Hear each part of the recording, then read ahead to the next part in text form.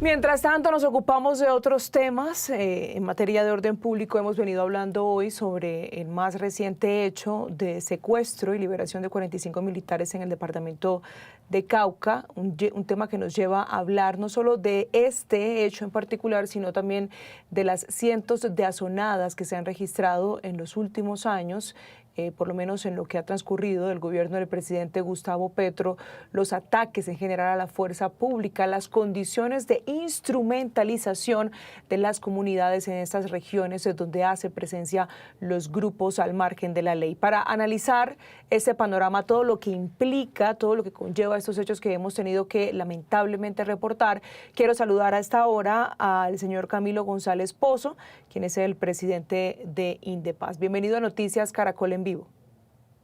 Sí, muy buen día, Alejandra. Un saludo para usted. Bueno, yo quisiera preguntarle de primera mano lo que usted opina sobre lo ocurrido con estos militares, sobre el secuestro más reciente. Pues desafortunadamente se repite una práctica que ya va para largo, incluso este año tenemos más de 300 miembros de la fuerza pública retenidos o secuestrados, como se quiera decir, como instrumentos de presión para posicionamientos militares de grupos armados o para resistir a acciones de la fuerza pública en materia de erradicación de cultivos. Yo creo que esa es una práctica desafortunada, agresiva contra la fuerza pública y que en todo caso yo creo que debe ser respondida por el gobierno no solamente con acciones de presencia militar, sino también con un diálogo y una respuesta, porque la presión de los armados se aprovecha de la lentitud en la respuesta oficial o en el cumplimiento de ofertas de compromisos en regiones críticas, como en este caso en la zona del Micay. Sí, y eso se suma a esos otros hechos que hemos tenido que comunicar aquí en Noticias Caracol y Noticias Caracol en Vivo. De hecho, el anterior a este hablábamos de una situación también y un suceso completamente rechazable. Y le estoy mencionando lo sucedido con estos dos militares, con los militares a quienes les fue rociada gasolina, a quienes prendieron vivos. Y eso es lo que me lleva a preguntarle, porque hablamos de la instrumentalización de las comunidades en estas zonas, bueno, esto en Putumayo, pero ¿quiénes están detrás de esto? Porque es difícil creer que son las comunidades, que son los campesinos quienes cometen este tipo de hechos. Pues sí, por supuesto que este acto de barbarie completa, eso de rociar con gasolina a dos seres humanos y incendiarlos, quemarlos, eso no tiene ningún nombre ni consideración. Es un acto criminal, absolutamente condenable y rechazable. Y no se puede considerar que eso es parte de una legítima protesta de los campesinos. Se han presentado centenares de situaciones de bloqueos de campesinos a iniciativas de la fuerza pública para erradicar cultivos, de coca sobre todo, pero no en circunstancias tan atroces como esta, al contrario, lo que tenemos nosotros en Colombia son, sí, hechos rechazables de las comunidades, pero al mismo tiempo comportamientos extraordinarios de la fuerza pública que hay que subrayar, porque exceptuando situaciones como las que se presentó en Putumayo en la administración pasada, cuando dispararon contra la gente, la norma de la fuerza pública es abstenerse de cualquier acción fatal, de cualquier disparo de lesión contra la población civil que está rodeándolos, incluso presionados y utilizados por grupos armados en muchas circunstancias. Allí, de modo que no hay, digamos, ninguna consideración para rechazar estos hechos. Se han presentado situaciones solamente en este año, las más graves, está esta de Putumayo, pero se han presentado bueno, ya en el Cauca, en esta zona del Micay, tres situaciones. En Jamundí, una situación también con 150 miembros de la fuerza pública, del ejército. En el Guaviare hemos tenido dos situaciones, una situación crítica en la zona del retorno.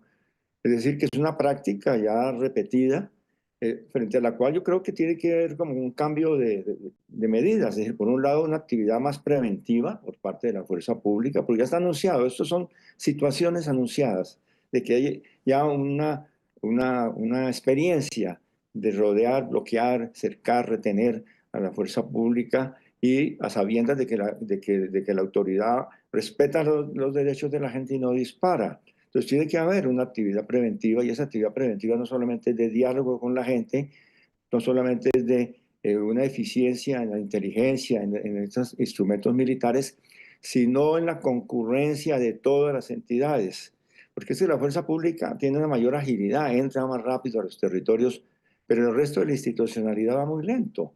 Entonces eso es aprovechado para operaciones de presión y para tratar de mantener control territorial y control poblacional por parte de estos grupos.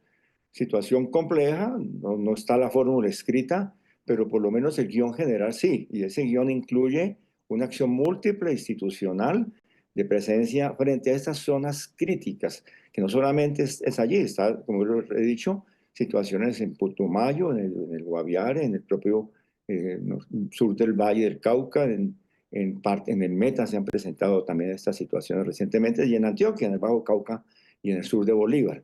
Catatumbo fue escenario también de estas situaciones en el pasado. Entonces sí, ya hay un patrón, un modelo de comportamiento, y frente a eso tiene que haber también una estrategia sistemática, integral, preventiva y al mismo tiempo disuasiva.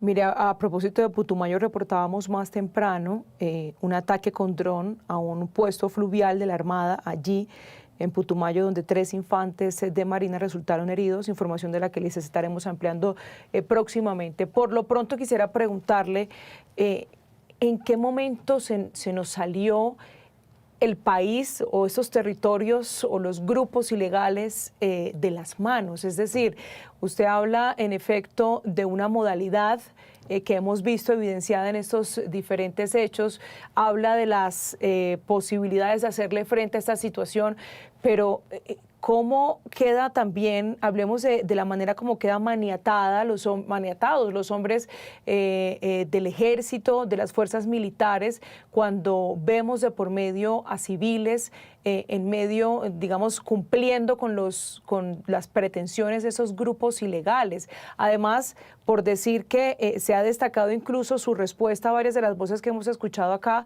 en el hecho de no responder disparando, sino básicamente guardando la compostura con base en lo que les corresponde en ese momento, ¿no? Sí, pues insisto en que efectivamente tenemos ya un recorrido largo en todo lo que ha sido la práctica de erradicación con presencia de la fuerza pública en estos territorios. Se han desarrollado, debo decir, hemos tenido registros de más de 600 situaciones en los últimos años, incluyendo gobiernos anteriores. Es decir, que eso ha sido como ya una experiencia hecha por sectores del campesinado y por grupos armados. Eso. Ahora, aquí tenemos unas situaciones focalizadas. Es verdad que no tenemos el mismo panorama de antes de los acuerdos de paz del 2016, de una violencia mucho más general, un conflicto armado nacional, sino focos y regiones en situaciones muy críticas. Eso, por eso la respuesta tiene que tener una estrategia general, pero también respuestas específicas acordes con los territorios. Y en este caso yo pienso que pues debe aplicarse el plan en lo que tiene que ver con zonas críticas como la del Bicay y otras que aquí han sido mencionadas, los planes que están diseñados. Es que, por ejemplo, se ha hablado de inversiones importantes para arreglo de vías, para vincular a la población en iniciativas ambientales, la construcción de un hospital, de desarrollar iniciativas educativas. Eso tiene que acelerarse, ¿no? Por supuesto que tiene que haber una estrategia también policial, no solamente del ejército, frente a la necesidad de contener, disuadir y desarticular eh, protestas que tienen características de asonadas o que de todas maneras son resultados y están articuladas con presión de grupos armados.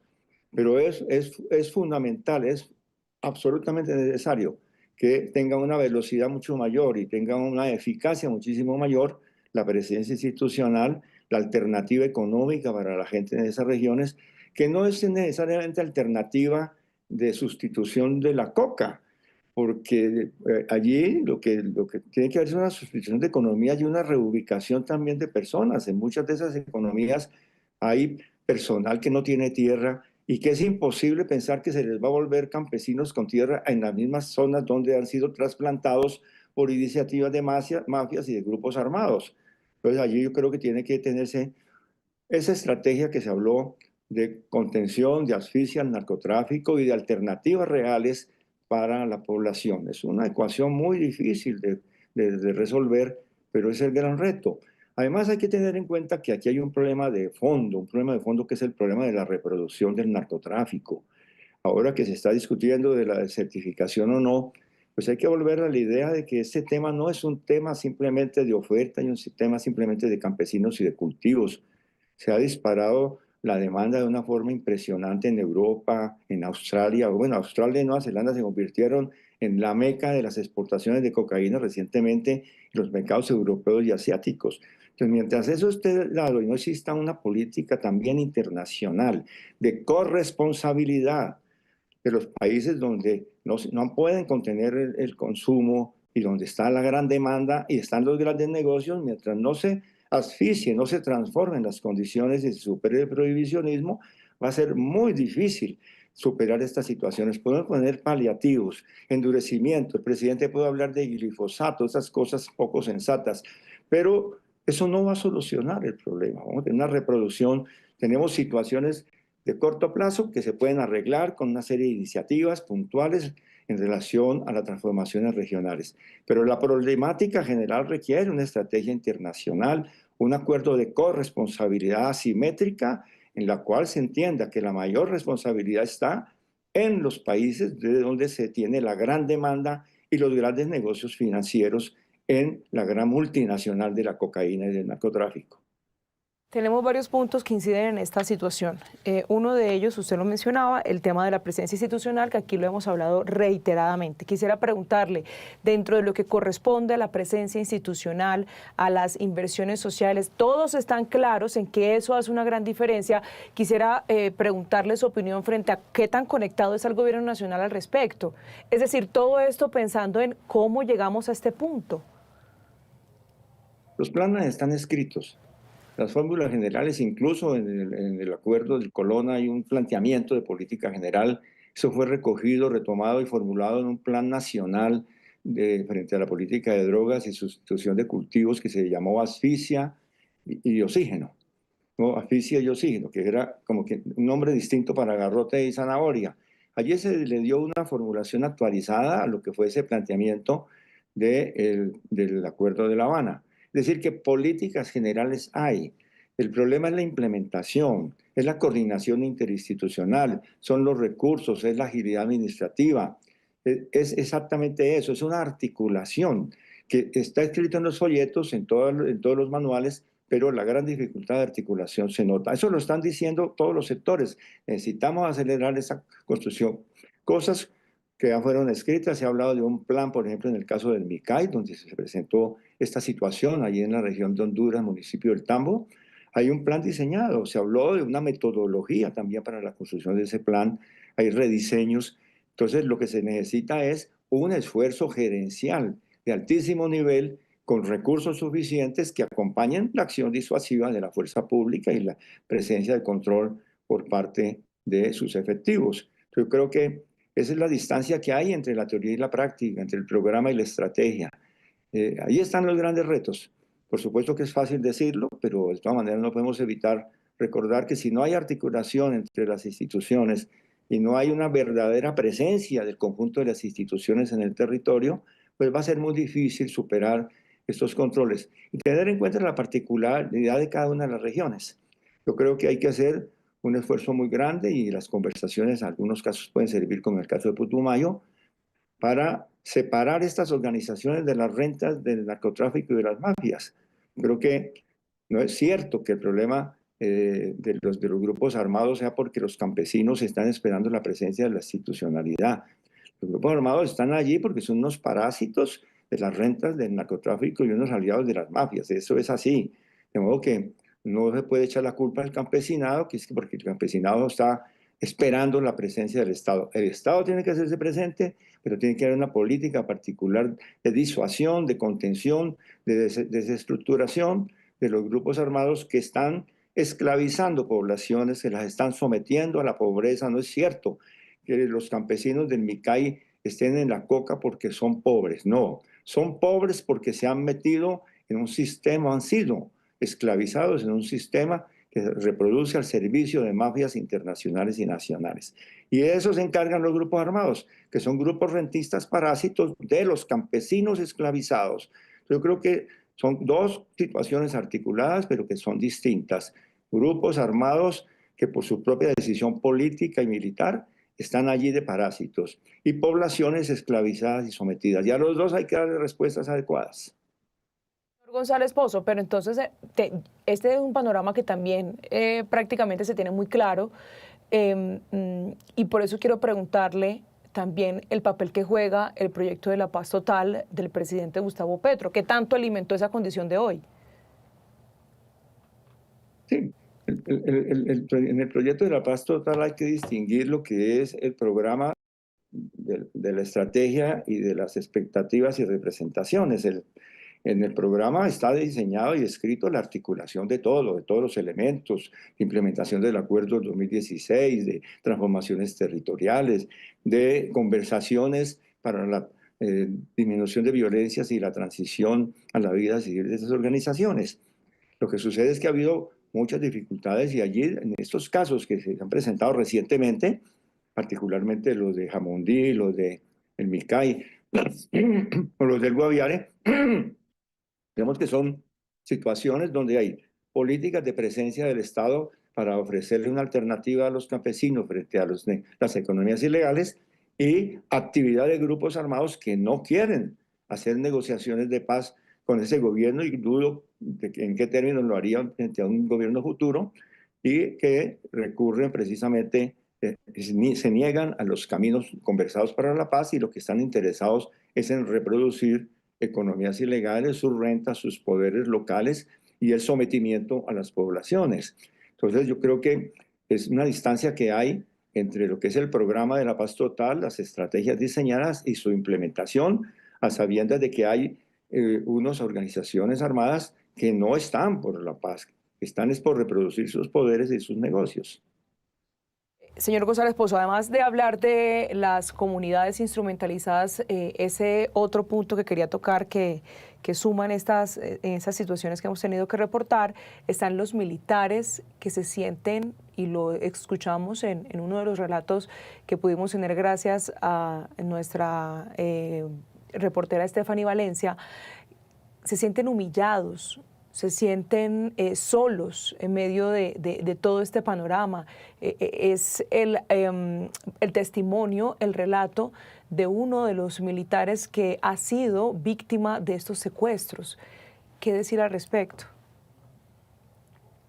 Es absolutamente conmovedor, y yo creo que es completamente justificado el reclamo que han hecho algunos de los efectivos de las Fuerzas Armadas, soldados que han sido sometidos a esta situación, de todas maneras, que es una situación de agresión extrema, de zozobra por su integridad, de trauma psicológico, es decir, en las peores circunstancias, porque la gente sabe que hay un círculo de campesinos, pero que ese círculo de campesinos tiene cerca otro círculo de armados, sin que en cualquier momento pueda haber disparos. Entonces, es una situación muy difícil para los efectivos de la fuerza pública que son sometidos a eso. Hay una cadena de solidaridad, no solamente desde el interior de la fuerza pública, sino desde toda la sociedad, con los miembros de la fuerza pública que han sido sometidos a estas situaciones. Creo que hay que, y eso debe merecer un tratamiento, porque es una situación de estrés máximo el que han sido sometidos. Por supuesto que hay una violencia civil controlada, en la medida en que no ha habido víctimas, muertos en la fuerza pública en esta circunstancia que estamos comentando en el Cañón del Micay, pero de todas maneras, dentro de una situación de agresión supremamente grave, de incertidumbre, no solamente para los que fueron víctimas de esta circunstancia, sino para los demás, porque así como sucedió con este grupo de 45 soldados, pues en Jamundí fueron 150, y en la hacienda fueron 57, allá al lado del Plateado, policías en ese caso, ¿no? Entonces en cada una, bueno, en el Guaviare también fueron como 50 efectivos.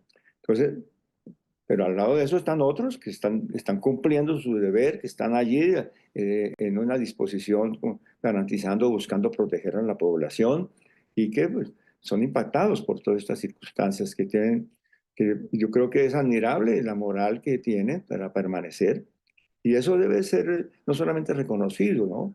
Sino que debe merecer además la alerta para que el conjunto de la institucionalidad, de la sociedad, de los campesinos, de todos, pues se haga el gran propósito de la transformación de esas regiones, el gran propósito de paz, que estos grupos armados que están allí hagan manifestaciones expresas de acatamiento a normas humanitarias, a disminución de violencia, a defensa de la vida de la gente, incluyendo de los soldados en estas condiciones de no combate.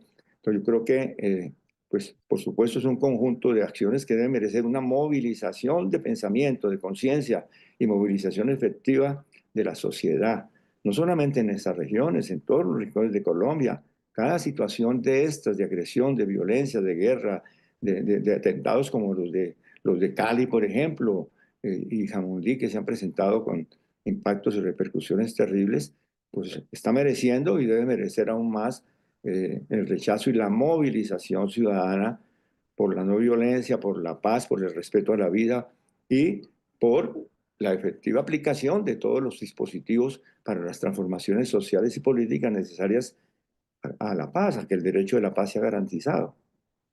Para el cierre, rápidamente, si la entendí bien, no es la mejor decisión la tomada por el presidente Gustavo Petro, la anunciada mejor, ese llamado que hizo la Corte Constitucional para revisar el tema de la fumigación aérea. Yo creo que ese es un camino difícil, ¿no? Camino difícil porque ya está demostrada la dificultad de hacer una acción selectiva eh, y ha sido calificado, estudiado. Eso desde el año 91, cuando yo estuve ministro de Salud, lo discutimos en el Consejo de Estupefacientes. Yo me opuse en ese momento, cuando estaban dándose los primeros pasos a la autorización del glifosato y de las fumigaciones aéreas. Y el debate científico ha sido concluyente. La Organización Mundial de la Salud, centros de investigación muy calificados, y existe el principio de precaución, ¿no? Incluso para quienes dicen, no, pero es que también está demostrado que el glifosato se puede usar sin afectaciones, como en la agricultura, pero es que es diferente.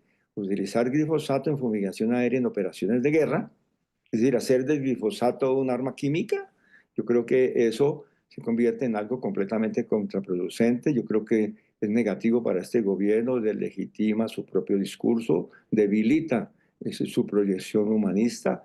Me parece completamente inconveniente y es un recorrido difícil porque es todo un debate en la Corte Constitucional que no va a ser inmediato. Pues va a pasar este gobierno y todavía no lo ha resuelto la Corte. Yo estuve en la Corte en la discusión cuando la Corte finalmente declaró inconstitucional un decreto que quería retomar hace ya 3 años, creo, quería 4, quería retomar las fumigaciones y la Corte reiteró una serie de exigencias perentorias, de estudios científicos, de recurrir a la consulta previa. No, esas son comunidades afro y comunidades indígenas también. Entonces, es un vericueto, es un laberinto. Yo le recomiendo al presidente que no se meta por ese laberinto porque la verdad es que queda enredado. Camilo González Pozo y su análisis desde Indepaz sobre este panorama en materia de orden público que sigue golpeando al país. Gracias por esos minutos. Bueno, un gran saludo.